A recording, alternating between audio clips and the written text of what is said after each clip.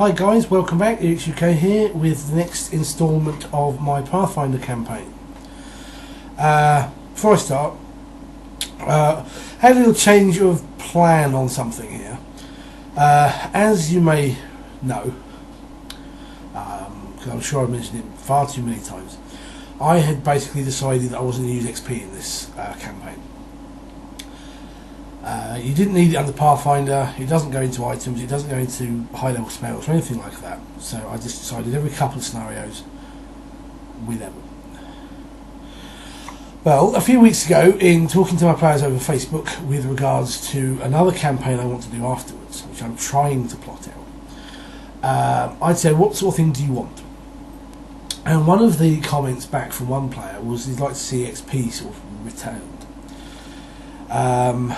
Because to him, while it didn't really matter, it was something that gives players, or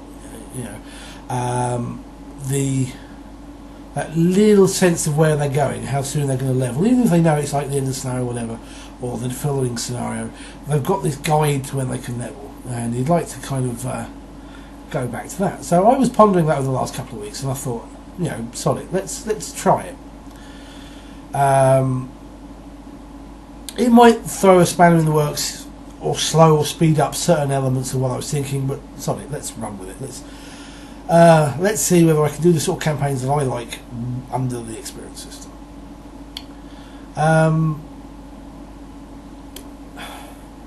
So we'll put that in place. Everyone had just levelled at the end of the prior scenario, so they're all now 5th. And I said, right, put yourselves to the minimum XP and we'll try it from here. So that's a slight change. As for the game itself, we are still down a player who's still not very well. He will still be getting his XP though. And that's the character of Kendo, who is the party sorcerer, Asimar. We've still got Hajivar, who is a Asimar cleric of Sarenrae.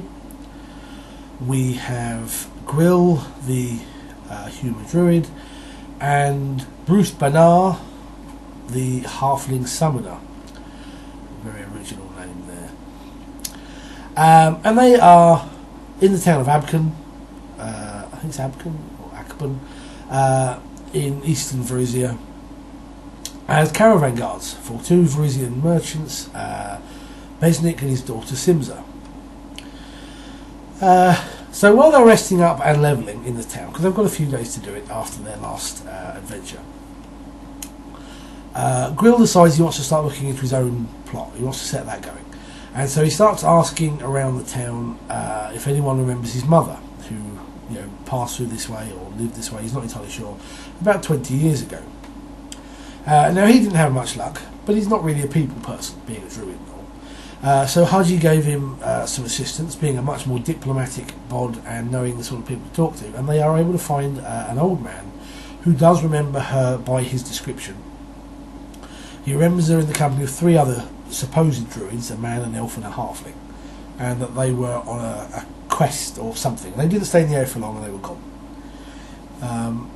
So not much, but enough to kind of wed his interest into looking into what happened to his mother, which is his backstory.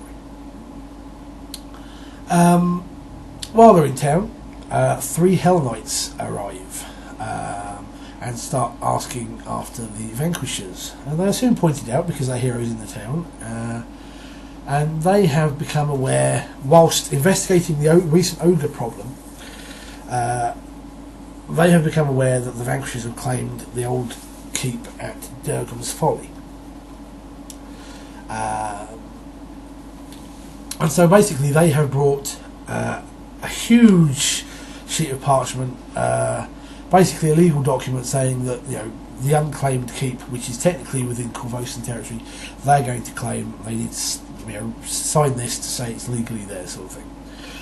So they took some time to read this because they didn't want some kind of Asmodean small print at the bottom, which there wasn't, and they've signed it, and now the keep is theirs. The Hell Knights do suggest to them that they get some kind of defence for the place, because stone golems are not going to be particularly useful when they get attacked by the air, from the air rather, not the air. And when they sort of like query this, the Hell Knights kind of silence themselves and yeah, nothing really. But they kind of get the impression that they're worried about something. They make mention of where they've come from, the quest they've been on, and they mention Warduke, who the Hell Knights know of but didn't realise was in the area. So they're going to go off and follow the trail backwards that the party have been on to see if they can find any clues of his whereabouts.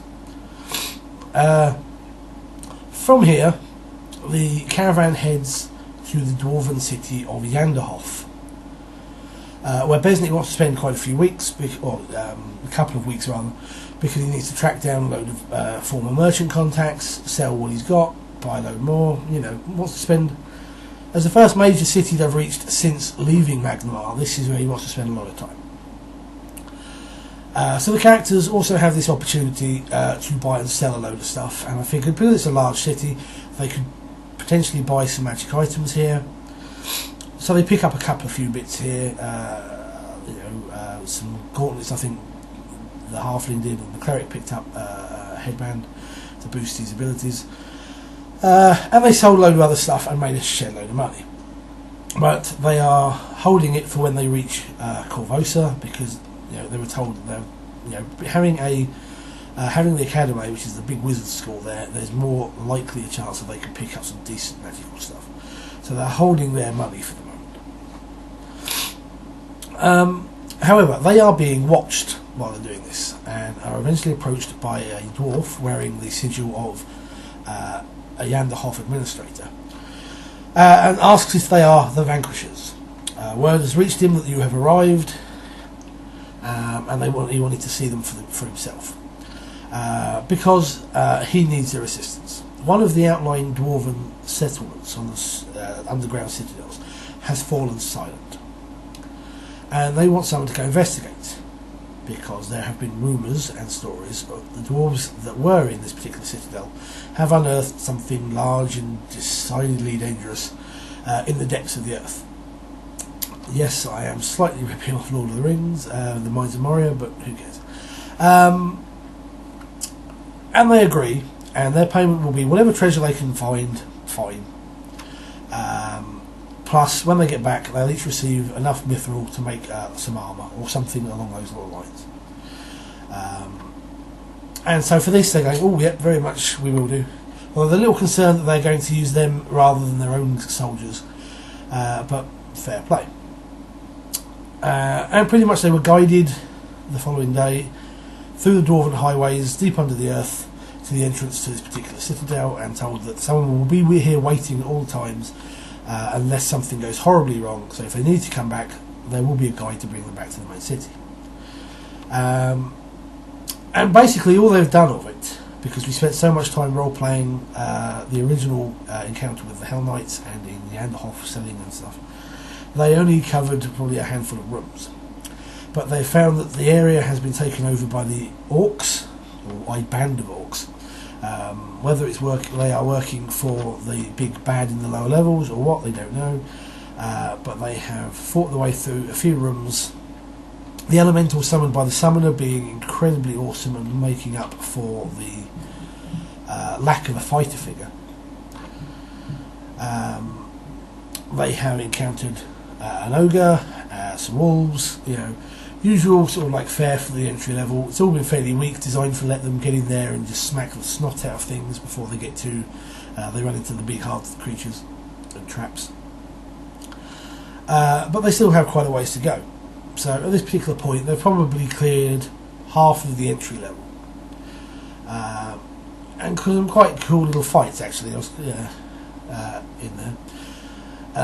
Some of the spells from the, I think it's Ultimate Combat or Ultimate Magic, are a tad good for first level spells, and they were extremely nasty to the room of several orcs that they encountered first time around. They pretty much spudded half hit points those almost instantly. But we had a really good session, I think. Most of it was role-playing. The actual beginning of the dungeon crawl was only probably the last hour or so. But we had some good role-play, and it felt like one of the better sessions we've had for a while. It really has. So next session, in a fortnight's time, they will be continuing to delve into these mines, and hopefully no one will get killed as they descend into the deeper warrens. Anyway, thanks for watching and listening. Until next time, take care, good gaming.